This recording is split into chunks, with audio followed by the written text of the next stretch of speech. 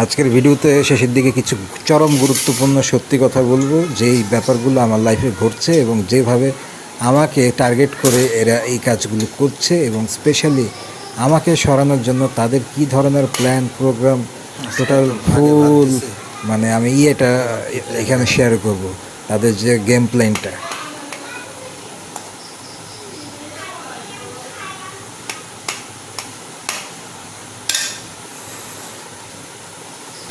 এখন যে কড়াইটা আমি উঁচু করলাম, কালো রঙের কড়াই, এই কড়াইয়ের মধ্যে হচ্ছে গরুর মাংসের শুটকি।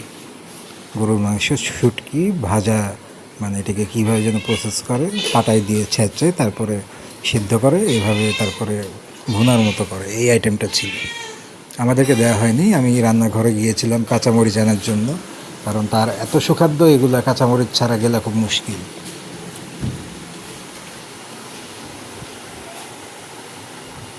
বড় বড় আম। আর আমাদের দুজনের জন্য রয়েছে আমাদের চিরাচরিত যে খাবার, সেটা হচ্ছে জাতীয় খাবার ডিম। যা বানাইছে না,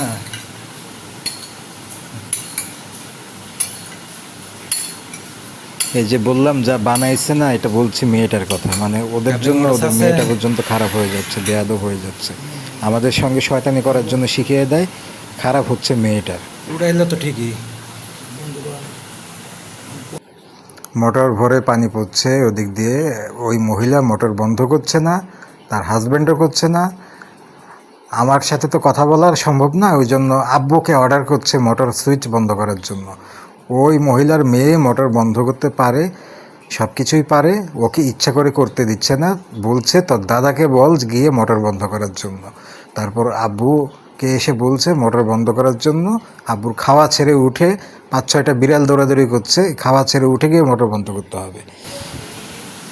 ডিম দিয়েছে, ডিমের ঝোলও তো ঠিক মতো দেয় নাই, ঝোল মল যে নিব সে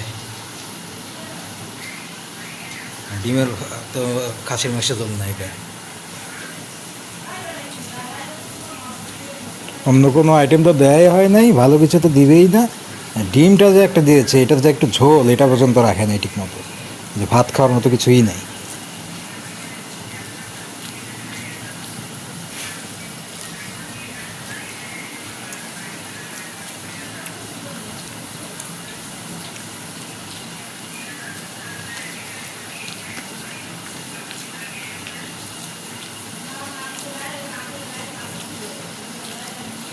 কোনো মতো এভাবে সেভাবে মেখে টেখে একটা কিছু জোগাড় করে, মানে পেটের ভাতটা ভরতে হয়েছে। বাইরের খাওয়ান তো দেয়, ডিমের ঝোল আটকায় চলে দিচ্ছে ভাতিতে।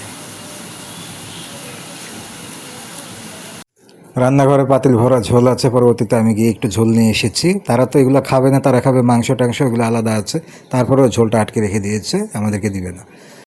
এই যে গতকাল রাত্রে 11টার আগে আমাদেরকে খাবার দিয়ে দিল ডিনার, এর পেছনে একটা অন্য উদ্দেশ্য আছে। কারণ তাদের যে আলাদা বৈঠক বসবে, ওই বৈঠকের সময় যেন আমরা এখান দিয়ে ঘোরাঘুরি না করি, আমরা যেন বিরক্ত না করি, ওই জন্য আমাদেরকে আগে আগে খাবার খাইয়ে আমাদেরকে যার যার ঘরে পাঠানো হচ্ছে। কারণ আমরা দেরিতে খেলে আমরা ওদিকে হাঁটাহাঁটি করতে পারি, আব্বু ঘোরাঘুরি করবে, দাঁত টাত মাজবে, বাথরুমে যাবে, এই জন্য তাড়াতাড়ি বিদায় করছে।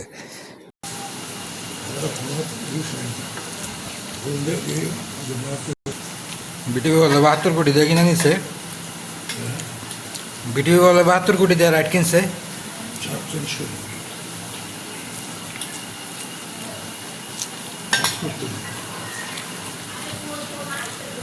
বিটিভি দেখাইব, পিসপোজ দেখাইব, কমাই দেখাইব, নাগলকে দেখাইব। তুই না করলেন কালে দেখা যাবে না।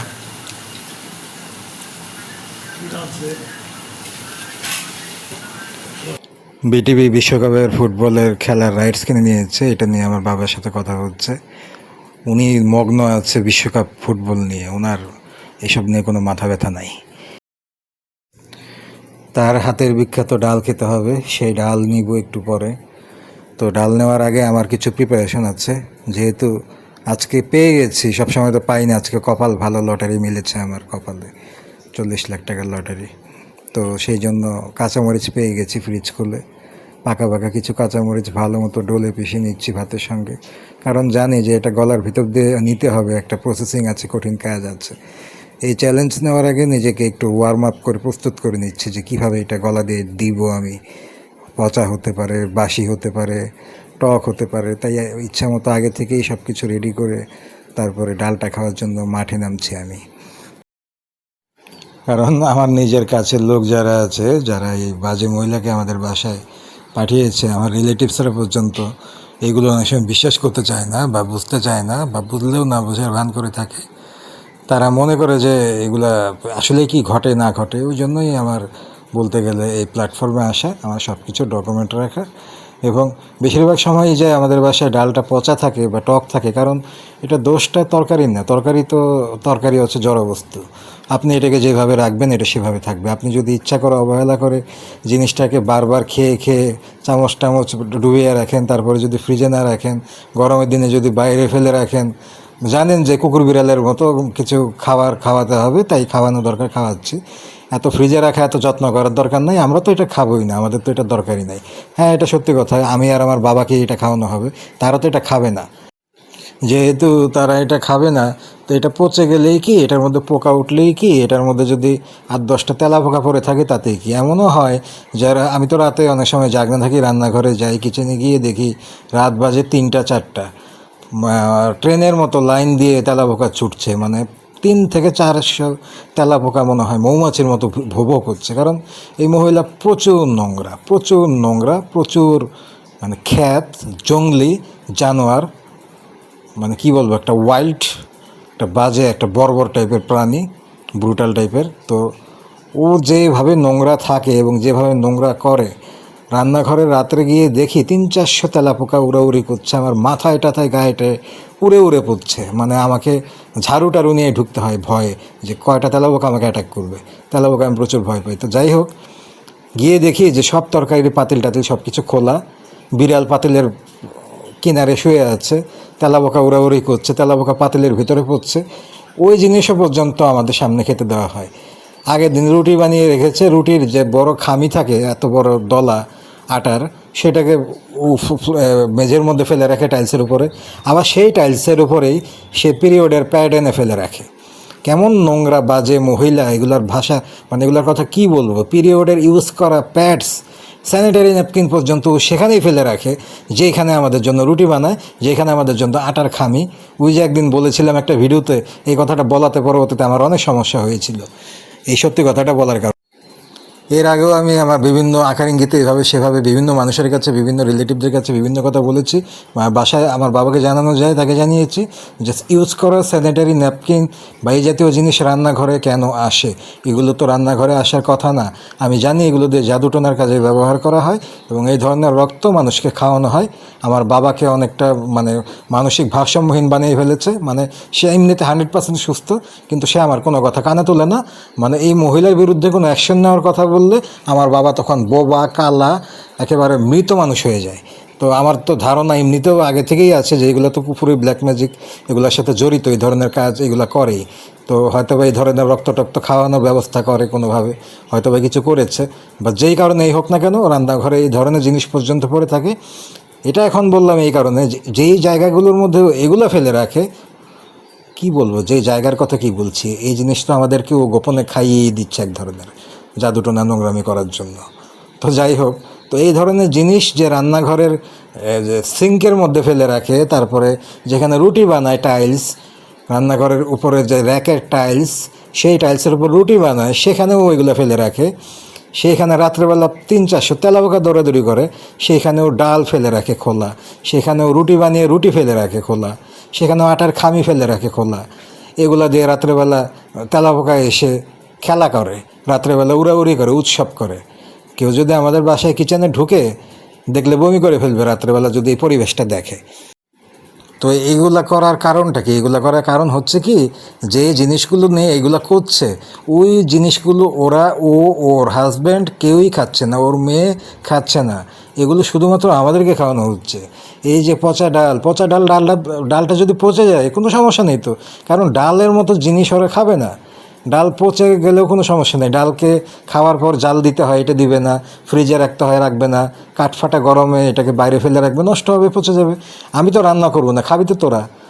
তার তো আলাদা আলাদা বক্স ভরা মাংস, মাছ সব কিছু রেডি আছে। পোলাও থাকে বক্সের মধ্যে, বিরিয়ানি থাকে বক্সের মধ্যে। আমাদের ফ্রিজের ডিপটা ভরা শুধু বক্স, সেখানে ভরা শুধু মাংসের বক্স, মুরগির মাংসের বক্স, গরুর মাংসের বক্স, কষানো খাসির মাংসের বক্স, কষানো বিরিয়ানির মাংস আলাদা করা বক্স, আলাদা করা পোলাও চাল ভিজিয়ে ঝরিয়ে রাখা হয়েছে, যখন তখন হুটহাট করে রান্না করা হবে। এগুলো সব কিছু অ্যারেঞ্জ করা থাকে। কিছু বক্সের ভিতরে থাকে রোস্ট, এরকম কিছু না কিছু থাকেই। ওগুলো তারা হাজব্যান্ড ওয়াইফ প্রতিনিয়ত খাচ্ছে, রান্না করছে একদিন দুই দিন, কিন্তু খাচ্ছে সপ্তাহ ভরে। এই যে এই বক্স সিস্টেম। আর হচ্ছে বাড়ি ভরে শুধু ডিম। এই ডিম নিয়ে একটা এপিসোড আমাকে করতে হবে, যে আমাদের ডিমের যে উৎসটা, এটা একদিন আপনাদের সঙ্গে শেয়ার করব, যে কী পরিমাণ ডিম আছে, আমাদের কয়টা মুরগির ফার্ম আছে। কারণ এই যে আমাদের এই যে এত এত ডিমের খেলা, এটা একদিন বলতেই হবে, এটা না বললে হচ্ছে না। এটা আমি একদিন প্রমাণসহ দেখাবো। তো এই যে এই পিরিয়ডের ব্যাপারটা নিয়ে যে কথা বলেছিলাম, পরবর্তীতে এটা নিয়ে আমার উপর অনেক ঝড়ঝাপটা বয়ে গেছে। আর সবসময় যে বলি যে আমার শত্রু বেশি, আমাকে শেষ করে দেওয়ার চেষ্টা করছে, আমার ক্ষতি করা হয়েছে, আমাকে ঠকানো হয়েছে, আমাকে পৃথিবী থেকে সরানোর চেষ্টা করা হচ্ছে, তার কারণটা হচ্ছে যে সবচাইতে বড় ফ্ল্যাশ যদি কোনো কিছু করে থাকি, কারো বাড়া ভাতে যদি ছাই দিয়ে থাকি, সেই শত্রুটা হচ্ছে আমি। কারণ তার যত ধরনের অপকর্ম, নোংরামি, অবৈধ কাজ, সব কিছুর ডকুমেন্টস, প্রমাণ একমাত্র আমি সবার কাছে সাবমিট করেছিলাম একটা সময়। তখন আমি বুঝিনি, নিজেকে পরিবারের একটা অংশ মনে করতাম, ভালো চাইতাম, ভালো চিন্তা থেকেই কাজটা করেছিলাম। আমি জানতাম না যে পরবর্তীতে আমার উপর দিয়ে এরকম ঝড় ঝাপটা চলে আসবে, আমার ফ্যামিলি আমার বিরুদ্ধে এভাবে চলে যাবে, এই পেঁয়াজ আর রসুন দুইটা এক হয়ে যাবে, মাঝখান থেকে যে আমার অবস্থা খারাপ হবে, এটা আমি বুঝি নাই। তখন আমি মনে করেছি যে আমি ফ্যামিলির সদস্য, আমার মামা যারা এই ঘটকালি করেছে, আমার পরিবার, আমার বাপ, তার বড় ছেলে, সবাইকে আমি বলেছি, প্রমাণসহ দেখিয়েছি, এই হচ্ছে, এগুলা হচ্ছে।